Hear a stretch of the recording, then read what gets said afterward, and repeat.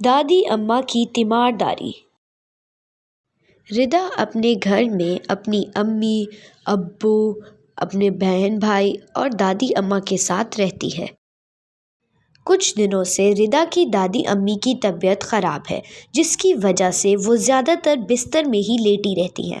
دادی اماں نے اپنی سائڈ ٹیبل پر پانی کا جگ اور اپنی دوائیاں بھی رکھی ہوئی ہیں تاکہ کبھی بھی ضرورت پڑنے پر انہیں ادھر ادھر نہ جانا پڑے، بلکہ ساتھ ہی سے دوائی اٹھا کر کھا لیں۔ ایک دن دادی اماں بستر میں لیٹے لیٹے اداس ہو گئیں۔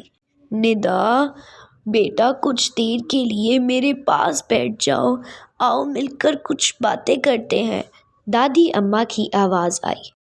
دادی اماں، میں بھی نہیں آ سکتی، مجھے آج اسکول سے بہت کام ملا ہے اور مجھے وہ سارا کمپلیٹ کرنا ہے، ردا نے جواب دیا۔ اچھا بیٹا، چلو کوئی بات نہیں۔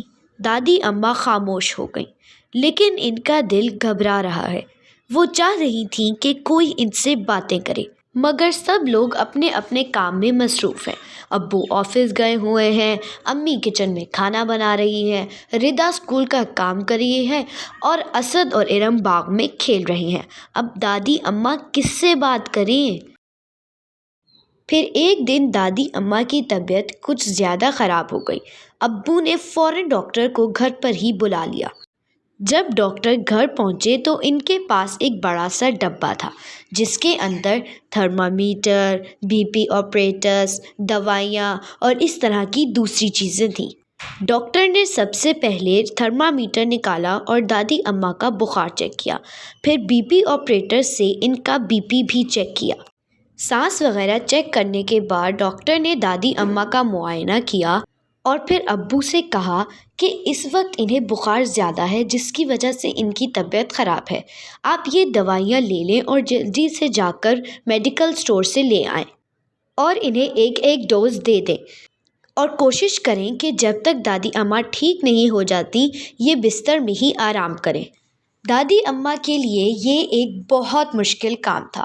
جب وہ صحت مند تھیں تو اپنے آپ کو ہر وقت کسی نہ کسی کام میں مصروف رکھتی تھیں۔ کبھی اخبار پڑھتی رہتی تھیں، کبھی امی کے ساتھ سبزی بناتی تھیں، تو کبھی بچوں کے ساتھ لوڈو وغیرہ کھیلتی تھیں۔ اب کچھ دنوں سے بیمار ہونے کی وجہ سے وہ کمزوری محسوس کر رہی ہیں اور گویا کمرے میں قید ہو گئی ہیں۔ بچے بھی انہیں مس کرتے تھے، مگر ان کی اپنی بھی بہت سی مصروفیات تھیں۔ کبھی اسکول جانا، کبھی ٹیوشن جانا، کبھی سپارہ پڑھنے جانا اور فارغ وقت میں ادھر ادھر کھیلنا۔ اس لیے ان کے پاس بھی وقت نہیں تھا کہ وہ دادی اماں سے پوچھیں کہ وہ کمرے سے باہر کیوں نہیں آتی۔ وہ سارا دن ہلا گلا مچاتے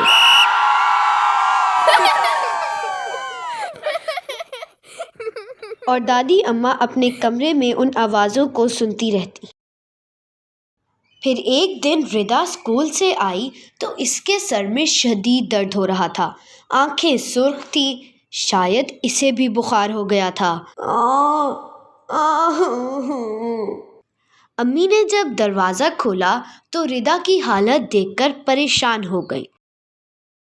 اسے کھانا کھلایا اور فوراً ڈاکٹر کے پاس لے گئی۔ ڈاکٹر کے کلینک میں کافی رش تھا، مگر شکر ہے کہ جلدی ہی باری آ گئی۔ جی بیٹا بتائیے، آپ کو کیسا محسوس ہو رہا ہے؟ ڈاکٹر نے ردا سے پوچھا۔ امی نے جواب دیا، پتہ نہیں ڈاکٹر صاحب، صبح جب اسکول گئی تھی تو بالکل ٹھیک تھی، مگر جب واپس آئی تو اس کے سر میں بھی درد ہو رہا تھا اور بخار بھی محسوس ہو رہا تھا۔ اس نے صبح ناشتے میں کیا کھایا تھا؟ ڈاکٹر نے پوچھا۔ ناشتہ؟ یہ تو ناشتہ کرتی ہی نہیں، امی نے کہا۔ ڈاکٹر صاحب نے کہا، ارے بیٹا، صبح روز ناشتہ کرنا چاہیے اور صحت مند غذا کھانی چاہیے، ورنہ کمزوری بڑھ جاتی ہے۔ پھر ڈاکٹر کاغذ پر دوائیاں لکھنے لگے تو امی سے پوچھا، کیا ردا گولیاں کھا لے گی یا کوئی سیرپ لکھ کے دوں؟ ردا بولی، نہیں نہیں ڈاکٹر صاحب، میں کڑوی گولیاں نہیں کھاؤں گی، مجھے کوئی میٹھی سی دوائی دے دیں۔ پھر ڈاکٹر نے ردا کو دوائیاں لکھ کے دیں اور پھر 2 دن اسکول سے چھٹی اور بستر میں آرام کرنے کو کہا۔ اگلے دن ردا کا سارا وقت بستر میں لیٹے لیٹے گزرا، لیٹے لیٹے ندا بور ہو گئی اور اس کے دماغ میں عجیب عجیب سے خیالات آنے لگے۔ نہ وہ کھیل سکتی تھی اور نہ ہی وہ ادھر ادھر پھر سکتی تھی۔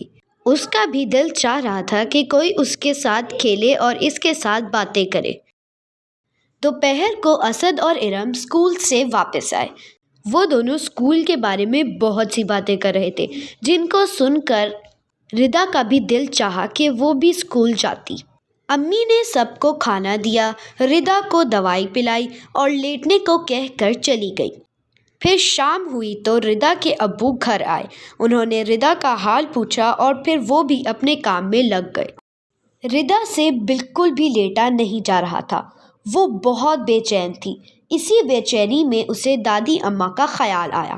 وہ 1 ہفتے سے بیمار تھی۔ ردا نے سوچا، دادی اماں بیچاری کس طرح وقت گزارتی ہوں گی۔ ہم میں سے تو کوئی ان کے پاس بیٹھتا بھی نہیں۔ وہ ہمیں بلاتی بھی ہیں لیکن ہاں، کیوں نہ میں دادی اماں کے پاس ہی لیٹی رہوں۔ یہ سوچ کر وہ دادی اماں کے کمرے میں آ گئی۔ دادی اماں نے اسے پیار کیا، اس کا حال پوچھا اور پھر اسے اپنے پاس لٹایا۔ اب دادی اماں کے ساتھ اس کا وقت بھی اچھا گزرنے لگا۔ دونوں باتیں کرتی، دادی اماں ردا کو کہانی سناتی، کبھی ردا بچوں کے رسالے سے کہانی پڑھتی، اور اس طرح دونوں کا اچھا وقت گزر رہا تھا۔ 2 دن میں ہی ردا کی طبیعت ٹھیک ہو گئی۔ اب وہ اسکول بھی جانے لگی۔ اب ردا اسکول سے آتی تو دادی اماں کے ساتھ کچھ وقت ضرور گزارتی اور انہیں اسکول کے قصے بھی سناتی۔ ردا کی دیکھا دیکھی اسد اور ارم بھی دادی اماں کے پاس بیٹھتے اور بہت باتیں کرتے۔ دادی اماں بھی خوش رہتی۔ اب وہ تیزی سے صحت یاب ہو رہی تھی۔ دادی اماں کا کمرہ ہر روز شام کو بیٹھک لگنے لگتا۔ سب ان سے سارے دن کی باتیں کرتے اور خوب ہنسی مذاق ہوتا۔ ارے دادی اماں میری بات سنیں نا۔ دادی اماں میرے ساتھ بھی تو کھیلے نا۔ نہیں، پہلے میری باری ہوگی۔ دادی اماں آپ کب باہر آئیں گی؟ بہت جلدی بیٹا۔ اگر آپ کو ہماری ویڈیو اچھی لگی تو ہمارے چینل کو سبسکرائب کریں، ویڈیو کو لائک کریں اور اپنے دوسرے فرینڈز کے ساتھ شیئر کریں۔ ملتے ہیں ایک نیو ویڈیو میں۔ Bye bye.